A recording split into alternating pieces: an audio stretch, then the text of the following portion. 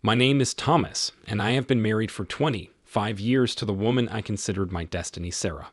We met back in college, and it was a time when our lives were full of energy, ambition, and romance. I was then a sophomore, passionate about architecture and design. She was an art student, passionately in love with photography. We met by chance at one of the student parties, when I was trying to figure out the debate on creativity, and Sarah sided with me. We've been inseparable ever since. Since then, our lives have developed rapidly. We went through everything: first dates, night walks on campus, spontaneous trips to nature when we left all our worries behind and just enjoyed each other. I remember proposing to her at the graduation party to the sound of fireworks and how she agreed, crying with happiness. That was the moment when I realized it's forever. We got married shortly after graduation and started building our lives from scratch. There wasn't much money, but there was plenty of ambition. We worked tirelessly, each in his own field, trying to build a future. Soon we had children, Jack and Emma. They became our main happiness. I remember the first time I held Jack in my arms, felt his little hand in mine, and it was like everything had changed. We became a family in the full sense of the word. During these 25 years, Sarah and I seem to have achieved everything we dreamed of when we were young. We opened a small business in landscape design and architecture, where she was engaged in visualization and marketing, and I was engaged in design. Our projects grew with us, and soon we could afford a beautiful house in a quiet suburb, away from the hustle and bustle of the city, but close to nature, where Sarah could find inspiration for her photographs. Our life has always seemed harmonious. We traveled a lot, from the coast of Florida to the mountain trails of the Rocky Mountains. Sarah loved to capture our trips on camera. Her albums were full of moments that seemed perfect. A sunset on the coast, a jazz cafe in New Orleans, the snowy slopes of Colorado, where we learned to ski. These memories have always warmed my soul and reminded me of how much we went through together. Over time, our children have grown up. Jack went to university, becoming a programmer, and Emma followed in her mother's footsteps and became interested in art. They moved to different cities, building their lives, and the house became quiet. But I didn't feel lonely. Sarah and I always found something to do. Evenings spent over a glass of wine on the veranda, discussing our plans, laughing, and light conversations about everyday little things. These were our little joys. We were that couple who seemed to always be together, whether in joy or in difficulty. People around us envied us, said that we were the perfect family. I've never thought about cheating. It just wasn't a part of my mind. I have always believed that marriage is a union based on trust and respect. It's not that Sarah and I didn't have difficulties. Of course we did. Every long story has its trials, disputes, misunderstandings, work stresses, but we always found a way to come to a compromise. I have never considered the possibility of cheating or some kind of deception. Honesty and loyalty were the foundation of what we built together. Sarah was not only my wife, but also my friend and partner. She supported me in everything, and I supported her. I've always trusted her, and I couldn't even imagine that circumstances would ever arise that would shake that trust. We were confident in each other and in what lay ahead. We made long-term plans. We thought about how we would spend our old age, discussed our dreams of traveling around Europe, imagined how we would mess with our grandchildren. Every morning started the same way. I made coffee while Sarah checked her photos or worked on a new project. We were sitting at the table, discussing plans for the day, laughing at yesterday's news. It seemed that this idyll was forever. But something started to change. I can't say exactly when it started. It was a slow, almost imperceptible process. Sarah became more withdrawn, irritable. I put it down to fatigue or maybe stress from work. We spent less and less time together. In the beginning, I did not attach any importance to this, believing that it was just a temporary period. But when I noticed that she started spending more time outside the house, I wondered if something was wrong. I tried to talk to her about it, but she always laughed it off or just changed the subject. This was the first alarm call that I decided not to notice. I couldn't even think that something could go wrong in our ideal world. And then the same stranger appeared in my life, who began to follow me. About 2 weeks ago, I began to notice something unusual. At first, it seemed to me an insignificant detail that could easily be ignored, but every day my suspicions grew. It all started with a routine visit to the grocery store. I was alone. Sarah had gone to a meeting with friends, and I decided to buy groceries at the same time. As I walked slowly between the rows, picking vegetables, I noticed out of the corner of my eye a man who seemed strangely familiar to me. He was standing at the shelf with canned food, pretending to pick out goods, but constantly glancing in my direction. His behavior was alarming. He didn't do any shopping, just stood there and watched me. I didn't think much of it at the time. Perhaps he was just waiting for someone or couldn't make up his mind on his own. I didn't think about it, but when I left the store and went to my car, I saw the same man nearby, standing by a parked sedan. He was looking in my direction again, but when our eyes met, he quickly turned away and buried his face in the phone. It already seemed strange to me, but I kept telling myself that it was an accident. The next day, I went to the city center to meet with a client. The project we were working on was quite important for our business, and I was completely immersed in thoughts about the presentation. But on the way to the parking lot, I noticed the man again. This time he was standing off to the side, near a newsstand, and seemed to be deliberately avoiding direct contact. I remember feeling a strange wave of anxiety run through me then, but I kept telling myself that it was just a coincidence again. However, the third time, I couldn't write it off as an accident. It was Saturday morning, and I went for a morning jog along the usual route, through the park near our house. This ritual was not only a way for me to keep fit, but also a time to think, relax. In the morning, the park was usually deserted, and I enjoyed the silence, but that day I noticed him, the same man. He was wearing sports clothes and seemed to be pretending to just walk around, but I felt his gaze. He was walking too close behind me, keeping up the pace and not getting too close. It didn't seem random anymore. At that moment, 1,000 thoughts flashed through my head. Who is he? Why is he following me? I've never had any enemies, had no dealings with crime or illegal activities, and I couldn't understand why anyone would want to follow me. My hands began to sweat, and my heart began to beat faster. My intuition told me that something was wrong, and I couldn't ignore it anymore. I decided to do a test maneuver. In the middle of my run, I abruptly turned off the usual route, heading towards a small square that was surrounded by residential buildings. It was a place where there are usually no random passers-by. And although I hoped that the man would stay in the park, he followed me. There was no doubt about it now. He was clearly watching me. A few more days passed, and my observations became more and more accurate. The stranger did not try to hide, but also did not behave clearly aggressively. He was always nearby, like a shadow. In the parking lot at our house, on the street when I went to a cafe or bank, I began to recognize him. Medium height, thick build, about 35 to 40 years old, with short hair and a consistently neutral expression on his face. He wore ordinary clothes, jeans and a jacket, nothing remarkable that would set him apart from the crowd. It was this ordinariness that made him even more anxious. It was as if he wanted to remain invisible, and it was frighteningly effective. Every day my suspicions grew stronger. I began to notice that not only in public places, but also near our house, he was more and more often. Once I saw him standing on the corner of our street, as if waiting for me to come out. Another time, his car was parked on the opposite side of the road, and although I tried to see the license plate, it was too far away. It became clear that I needed to find out who this person was and what he needed. This feeling of anxiety and insecurity began to gradually eat away at me from the inside. I couldn't share this with Sarah. I didn't want to disturb her until I figured it out myself. And how could I explain that I was being followed if I didn't know why? But despite this, I knew that I couldn't wait any longer. I've made a decision. The next time I see him, I'll find out what's going on. That evening, I felt that my patience had burst. The surveillance, the anxiety, the constant presence of this stranger began to put so much pressure on me that I could no longer just ignore what was happening. I have made a decision. It will all end today, one way or another. It was an ordinary weekday evening. I had just completed a meeting with another client and was planning to go home as usual. But this time, I decided not to come back right away. I realized that if I wanted to find out the truth, I had to act.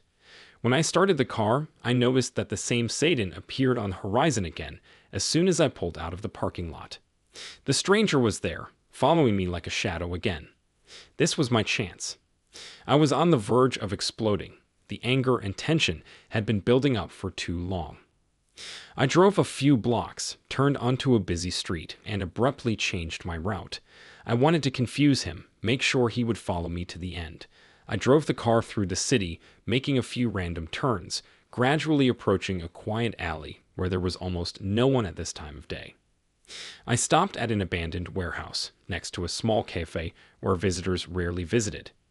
Getting out of the car, I pretended to be heading for the entrance, but as soon as I saw that he had parked and started moving after me, I turned around and quickly walked towards him. When he got out of the car, I silently crept up to him from behind, using the shadow of the building.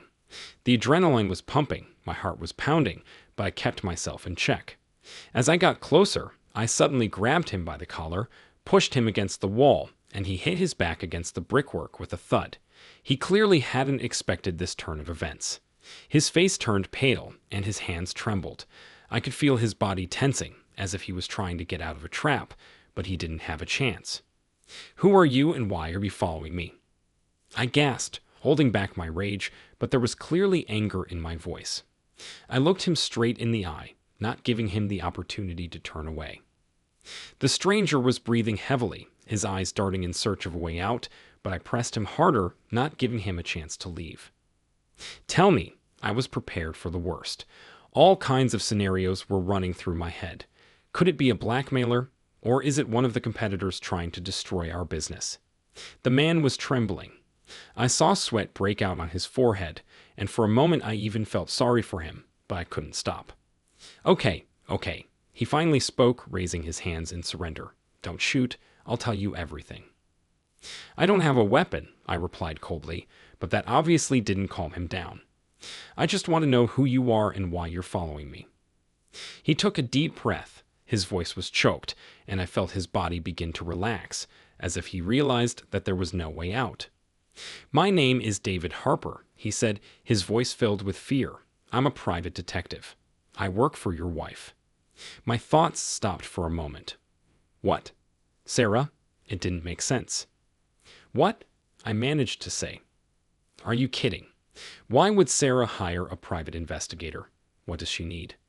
He looked me straight in the eye. His face expressed genuine confusion, but I felt that he was telling the truth. David hesitated. "She thinks you're cheating on her. She asked me to collect evidence." From these words, everything inside me seemed to collapse. I couldn't believe what I was hearing. Does my wife think I'm cheating on her? It was so ridiculous that I was silent for a moment. I've never even thought about cheating. Sarah and I have always been together, and I have never given her any reason to doubt. Yes, we had difficulties, but I always remained faithful to her. Always. "This is absurd," I whispered, feeling a dull pain grow in my chest. "I've never cheated on her. Never." I don't know," David replied quietly, clearly not wanting to make the situation worse. "I'm just doing my job.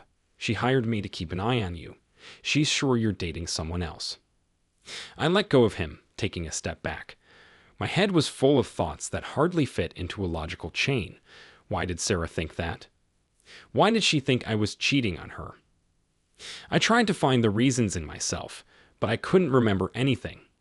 I never gave her any reason to doubt me. For all these years, I have been her support, her husband, and now she's hired a detective to find out that I'm cheating on her. The world around me seemed to be collapsing. I was standing in front of this stranger who had just destroyed everything that I thought was inviolable. But something new began to emerge inside me, rage. Not at him, but the whole situation I found myself in. "She's wrong," I said at last, my voice hoarse and strained. "But if she's playing games like that, I'll find out the truth myself." My heart seemed to stop when I realized that David's words were true. Sarah thinks I'm cheating on her. Everything was mixed up in my head. We've been together for 25 years. During this time, there were many things: joy, difficulties, children, home, work. But I have always been faithful to her, even in the most difficult moments. I've always put our family first, and now she thinks I'm cheating. When I returned home that evening, it was like I was in another world. Sarah, as always, was calm, did not suspect anything. She smiled at me, asked how my day was, and continued to go about her business. But I couldn't look at her the way I used to. This feeling of betrayal from the fact that she could so easily believe in my infidelity began to gnaw at me from the inside. I lay for a long time at night, staring at the ceiling, thinking about everything. Why did she do that? Where did these suspicions come from? I've been going over our last few months in my mind, trying to find at least some hint of what might have caused such thoughts, but nothing came to mind. We lived a normal life, without quarrels or any obvious problems, and yet she took the step of hiring a detective to keep an eye on me. Something was clearly wrong here. Every day this thought became more and more intrusive. I couldn't lead it like that. My heart told me that there was something behind it, something that I didn't understand yet. I knew I had to get to the truth, but this time I couldn't trust Sarah. I decided to turn to the only person I really trusted in such matters. Marcus Holmes. We've known each other since we were at school. At that time, he was already a born tracker. His curiosity and desire to understand secrets led him to the profession of a private detective. Since then, we have kept in touch, although we rarely saw each other. Marcus was a man who could be trusted with any case. He was not just a good detective, he was my friend. I knew that if anyone could find out the truth, it would be him. The next day, I called Marcus. Our conversation was short but exhaustive. I told him everything about Sarah, her suspicions that she had hired a detective to keep an eye on me. He listened attentively, without interrupting. When I finished, there was a short pause, and then he said, "Tom, this is weird. If you are sure that you are right, then something is not clean here. Give me a few days. I'll find out what's going on." I felt relieved. Finally, someone took matters into their own hands. It all depended on Marcus now. He was a professional, and I knew that he would be able to find answers to all the questions. Several days passed, but it seemed that time stretched into infinity. I waited for news from Marcus, feeling tension building up inside me every minute. Thoughts were constantly spinning in my head that Sarah could have done something so terrible. I tried to convince myself that this was all a mistake, that somehow she was just confused or someone had set up this whole situation. But every time I thought of David's face and his words, darkness enveloped me. One evening, as I was sitting in the car in front of the house and looking at the lighted windows, my phone rang. It was Marcus. His voice immediately made me tense. He was serious, quiet, and somehow detached. "Thomas, I'm afraid I have some bad news," he said, and my heart sank instantly. I already knew that I was about to hear something that would ruin my life. "What did you find out?" I exhaled, although I felt inside that I wasn't ready to hear the answer. "It's about Sarah." His voice was trembling with tension. "She's been cheating on you for over a year now." Those words seemed to hit me in the heart. All the blood drained from my face instantly. My fingers gripped the steering wheel tightly, and for a moment I thought I was about to lose consciousness. Something snapped inside me. "With whom?" My voice sounded low and hoarse. There was a lump in my throat, and I couldn't breathe normally.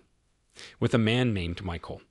He's a lawyer. They met at one of the charity events where she went alone. It all started with innocent meetings, but they have been meeting regularly for over a year now. I have proof. Photos, phone records, emails. It's not a mistake, Tom.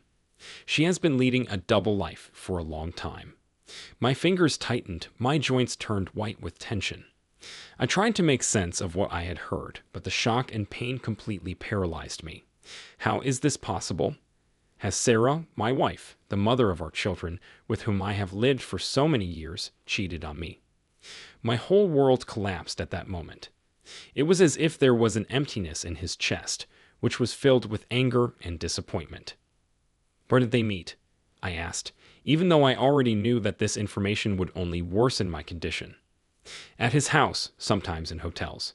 Sarah hid everything carefully, but they talked more often than you could imagine." Marcus paused as if he didn't want to go into details, but I knew I had no choice. I had to hear everything. "You often went on trips, and it was at these moments that they met most often. She used your absence for her meetings." The anger that was starting to boil inside me was rising to the surface more and more.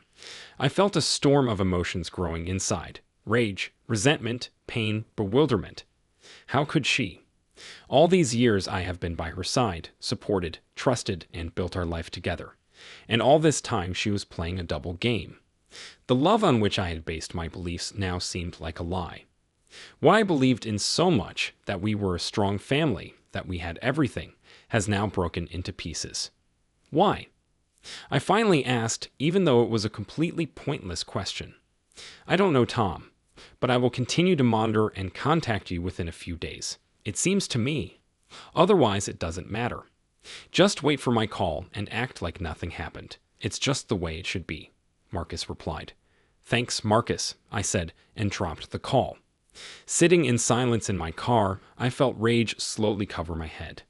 My breathing became heavy, and my heart was beating so fast that it seemed ready to jump out of my chest.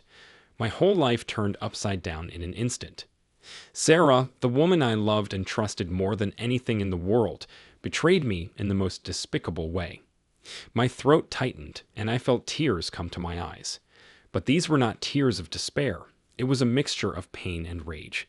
I've never felt so helpless and angry at the same time.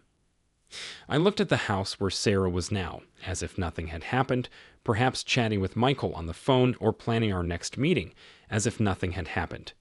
But I knew that everything had changed. I couldn't look at her like I used to. The details of my plan began to take shape in my head, and I realized that now I had to make the most difficult decisions in my life. When I thought it was impossible to experience more pain and betrayal than I had already experienced, Marcus told me something even more terrible. After making sure that Sarah was cheating on me, I was ready to find out the details of her secret life with Michael.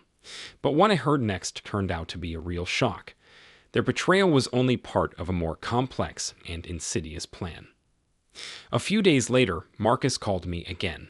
His voice was grim, more tense than before. Thomas, he began, taking a deep breath, I've learned something else. Most of what I'm going to say will make you feel even worse, but you need to know the truth. I froze, clutching the phone so tightly that my fingers turned white. It seemed like I'd already been through the worst, but there was something in Marcus's tone that made my heart race again. Tell me, Marcus, I managed to say. I have no illusions anymore. Sarah and Michael are up to something much more serious than just covert cheating. They weren't just going to meet behind your back. Their plan was to accuse you of treason. They wanted to frame you in such a way that it would look like you were unfaithful in your marriage. Marcus's voice became increasingly strained. Sarah already has recordings of conversations, photographs, and fabricated documents, which they plan to present as evidence of your betrayal. All this was supposed to play into her hands in the divorce process so that she could get most of your common property. My breath caught in my throat. I couldn't believe my ears.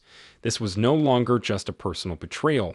It was a purposeful and carefully thought-out plan aimed at ruining my life. They were going to use the law and accuse me of something I didn't do. Do you understand what this means?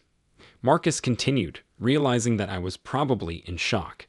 If they get their way, she can not only divorce you, but also take almost all the property. Considering that you have a joint business, and most of the assets are registered to both of you, this will be a disaster. I couldn't say a word. Everything was blurry in front of her eyes, and only one thought was spinning in her head. How could she do this? I've always trusted her, and now that trust has been trampled on. Sarah wasn't just cheating on me. She was planning to destroy everything we built together over the years. Do you have any proof? I finally asked, trying to collect my thoughts somehow. Yes, Marcus replied, and I could hear him shuffling papers. I managed to get access to their correspondence. They discussed it directly in the messages. The whole scheme has been worked out to the smallest detail. Michael, as an experienced lawyer, knew what evidence was needed for the court to side with her. He advised Sarah on how to collect dirt on you and arrange everything so that you look guilty. I clenched my teeth, trying to contain my rage. This Michael wasn't just her lover, he was a real manipulator. Sarah was under his influence, and together they plotted to destroy me. Everything that I have created, all our years of marriage, our investments in the house and business, all this has been threatened. They wanted to make me guilty in the eyes of the law so that they could easily take everything I earned. How are they going to do it? I asked, trying to understand the whole plan. Sarah started collecting evidence of your alleged infidelity. Do you remember that private investigator? They planned to capture you in compromising situations, set up a meeting with another woman, or make the evidence look irrefutable. Michael has thought everything through to the smallest detail. He knew that the law worked for those who could provide convincing evidence. I closed my eyes, trying to hold back my emotions. It was like an obsession.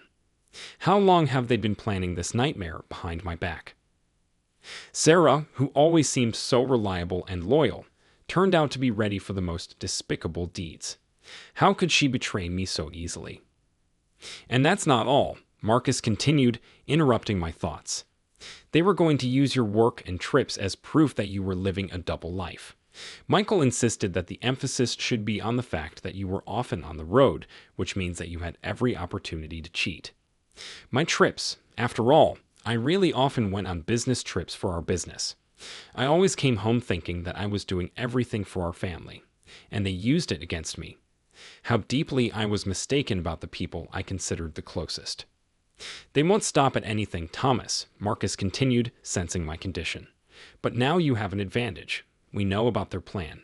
You can act before they have time to do anything. I felt a wave of anger wash over me. I was not just deceived and betrayed. They were going to destroy me, but I wasn't going to sit idly by. I decided that if Sarah and Michael were playing by dirty rules, then I was ready to return the favor. We can't give them the opportunity to implement their plan, I said firmly. I won't let them destroy everything I've created. We'll deal with it in such a way that they won't even have time to figure out what happened. Marcus nodded, knowing that I was ready for the next step. Now I knew I had a purpose. My life, my reputation, everything that I have loved and built over all these years has been threatened.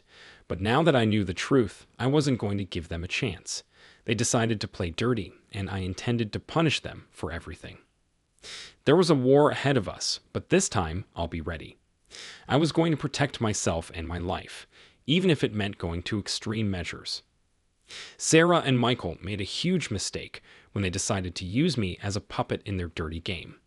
Now they will find out that I am not the kind of person who can be so easily betrayed and left unpunished. My determination to take revenge grew every day. I couldn't just let Sarah and her lover ruin my life and take away everything I had built.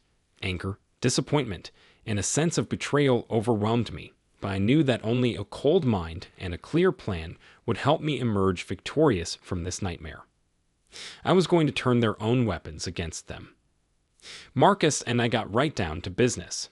The first thing to do was to collect irrefutable evidence of their betrayal. I needed more than just suspicions or the words of a private investigator hired by Sarah. I understood that without ironclad evidence in court, her plan might still work, and she would get most of the property, accusing me of something I hadn't done. Therefore, it was necessary to act quickly and methodically. We need to be proactive, Marcus said as we sat in his office over a cup of coffee. While they prepare the documents and continue their game, we have a chance to gather enough evidence to turn the situation in your favor. What exactly can we do? I asked, feverishly running through all sorts of scenarios in my head. Sarah has been in cahoots with this Michael for a long time. She must have carefully concealed her actions. What if they're still being extremely careful? Yes, but we have an advantage. Marcus shot me a look full of confidence. We know more about them than they think. They have no idea that you are now aware of their every move. This gives us the opportunity to sneak up and collect everything we need. The first thing we started was surveillance. I hired another detective who worked with Marcus. We tracked down Michael, found his address, and started monitoring his meetings with Sarah. Fortunately for us, they weren't as careful as I had assumed. They continued to meet in secret, believing that they had time to implement their plan. Sarah probably thought that her accusations against me would become indisputable when the case came to court. Every night I returned home with the thought that betrayal was going on behind my back. Sarah continued to live as if nothing had happened, smiling, talking about little things, cooking dinner, as if everything in our lives was the same. But now her every smile seemed fake to me, her gaze was cold, and I took every word that came out of her mouth as a lie. We have been collecting evidence for several weeks. Photos of their meetings, in cafes, restaurants, and, of course, outside his apartment. Marcus also managed to obtain phone records that left no doubt about their relationship.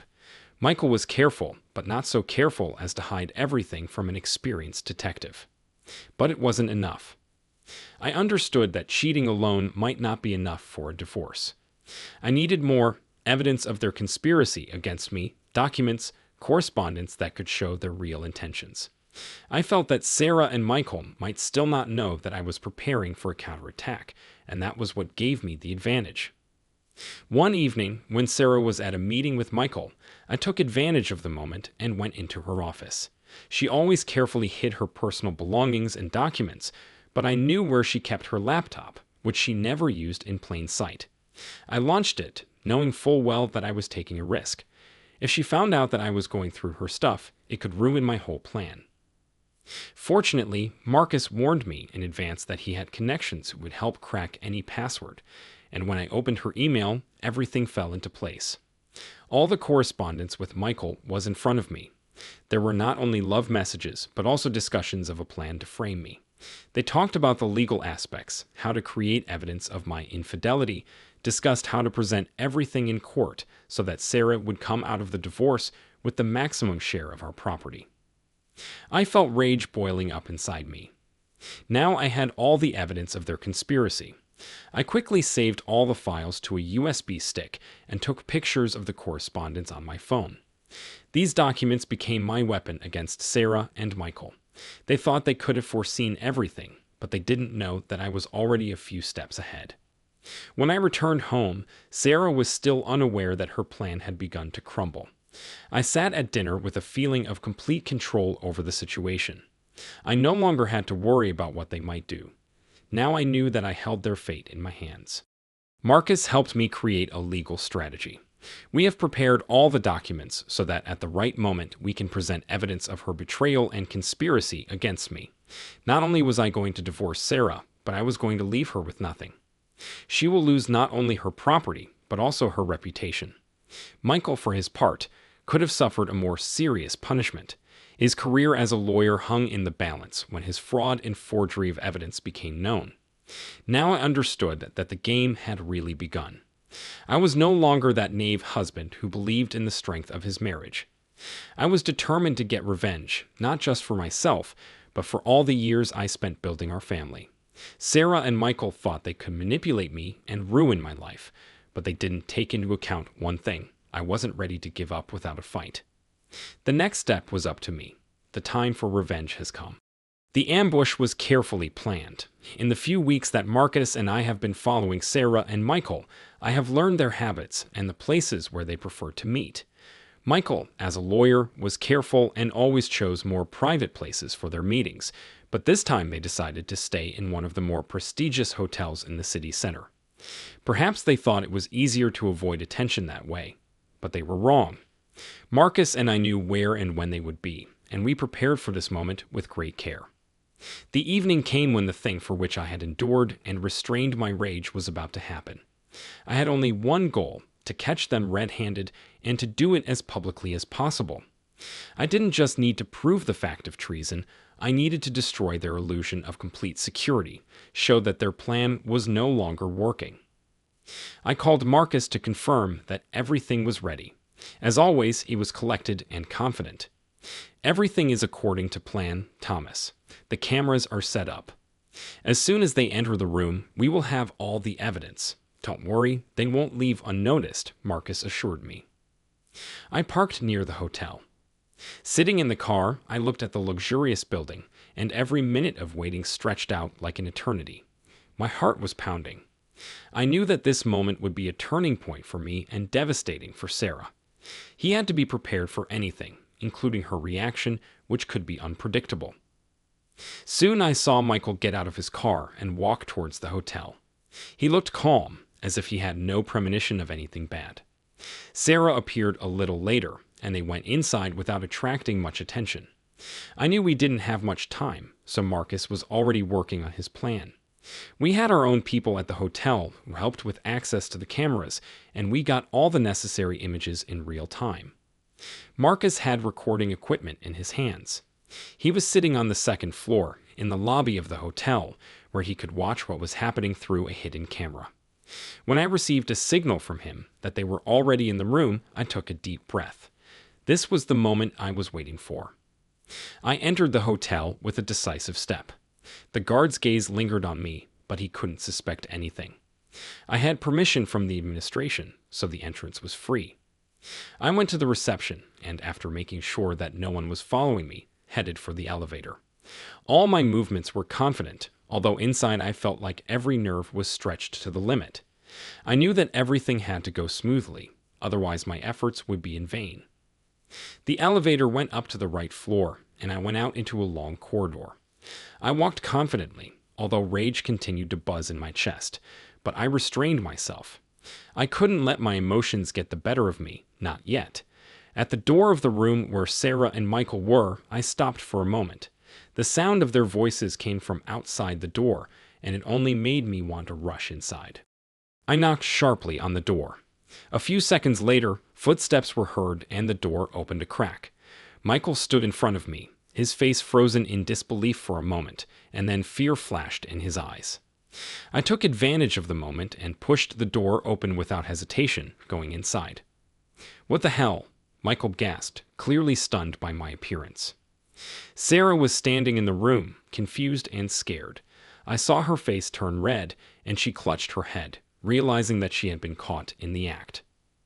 "Thomas," she began, trying to explain something, but I interrupted her.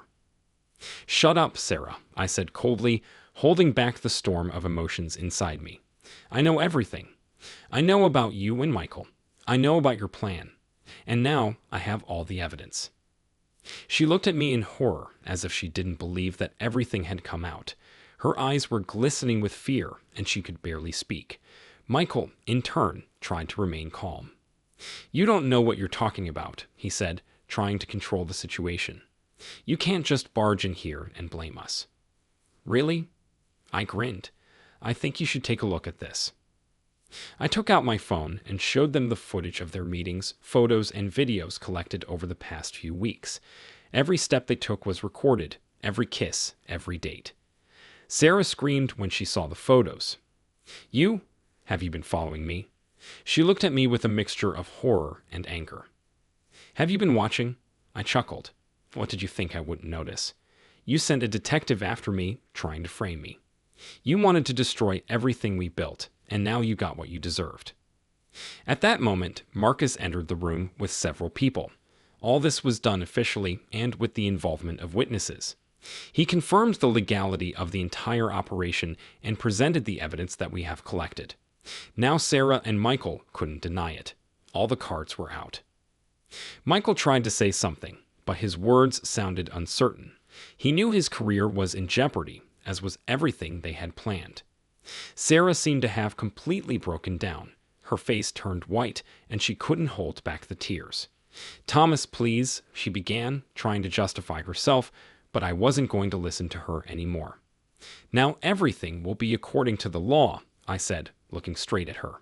"You ruined our marriage. You betrayed me. And now you're going to answer for it." I turned around and left the room, feeling Sarah's tears and Michael's helpless stares behind me. Now their whole game was over, and I knew that from now on my life would begin anew, without lies and betrayal.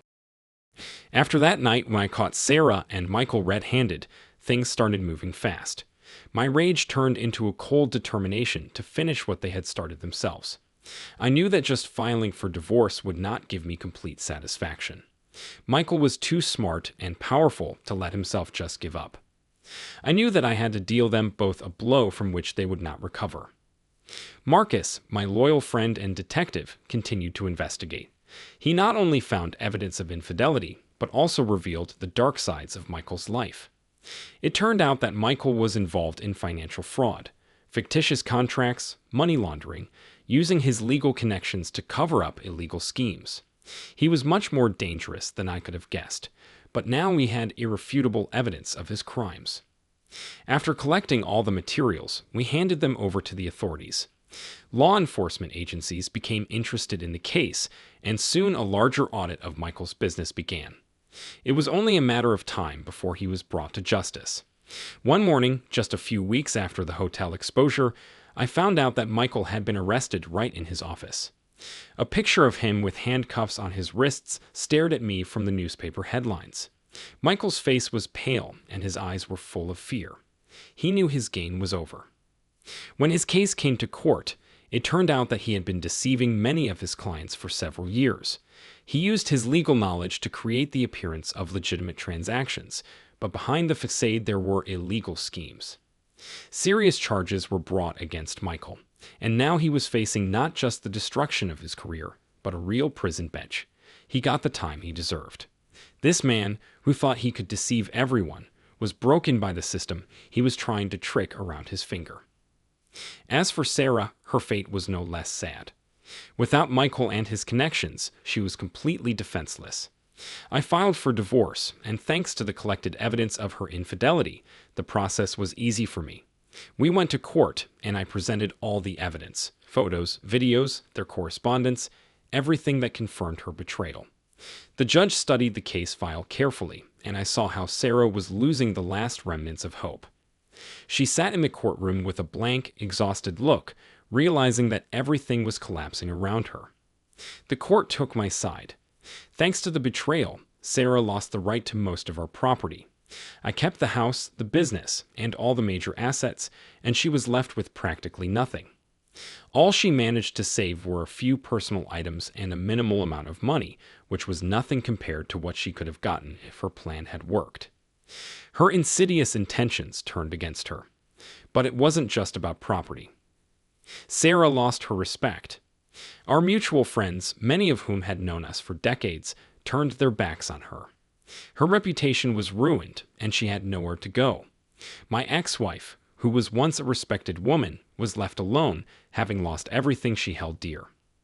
In the following weeks, I repeatedly heard from friends that Sarah was trying to find support, but no one wanted to get involved with a woman who betrayed her husband and planned his destruction for her own benefit. Her world has collapsed, not only financially, but also morally. Her cunning and greed turned out to be an unprofitable investment in life. As for me, I finally felt relieved. I didn't just survive this nightmare, but I came out of it victorious. Michael was behind bars, Sarah was ruined, and my life was starting to return to normal. Yes, it hurt me. The pain of betrayal did not go away instantly, but it became weaker every day. I realized that life does not end because of one traitor, even if he was close to you for 25 years. I had regained control of my destiny, and that was the most important thing. Now that it was over, I felt free. Free from lies, manipulation, and betrayal. Epilogue. 2 years have passed since those events. The wounds have healed, but life goes on. I sold the house in which Sarah and I lived and bought myself a cozy apartment in one of the good neighborhoods of New York. I no longer need a lot of space, since the children are already adults and good family gatherings are now in the past. I recently met a woman who makes me believe in love again and makes me feel needed. Marcus recently opened his own detective agency. It was his old dream. Now he can help people even more. We agreed that if I got married again and had a child, he would become his godfather. He liked the idea. Sarah's fate was unenviable. A year after the events, she turned into a real alcoholic. Having lost everything, she could no longer bear the reality she had created for herself. Now I have absolutely no idea about her whereabouts in life. Maybe it's for the best. Life goes on. Dear friends, thank you for listening to this story. If you like my content, please rate this video with a like and don't forget to subscribe to the channel. Have a nice day.